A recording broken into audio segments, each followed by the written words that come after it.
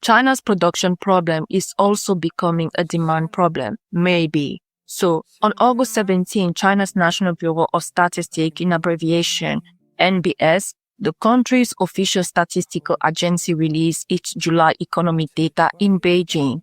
So, industrial output grew by 4.5% year on year, while retail sales just rose by 0.6%. Last but not least, the fixed asset investment fell by 6.7% between January and July. So these numbers, they point out to a widening gap between China's productive capacity and the strength of its domestic demand. So Prime Minister Li Qiang subsequently called for a stronger external demand and deeper international trade cooperation, a significant signal when domestic consumption is not yet providing sufficient momentum. Why I bring up this here?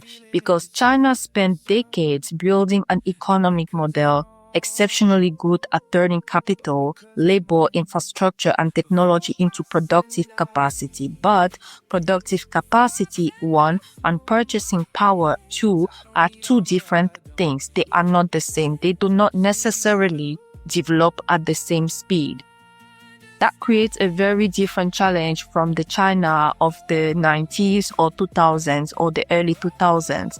The question is no longer whether China can become a manufacturing power. It has already proven that. The question is whether its domestic economy can also absorb the scale of production its industrial system now is capable of generating. For business outside China, like abroad, this matters a lot because if domestic demand remains insufficient in China in selected industry, the pressure to find customers abroad increases, potentially also reshaping prices, competition, investment, and industrial policy from Europe to the global south. And actually, there is also another question I would like to ask you guys here, because I find it even more interesting. Right, and that is, can an economy built around producing an extraordinary scale make the transition toward a society with equally strong purchasing power and consumption? Right, because that may become one of the defining economic questions of China's next chapter.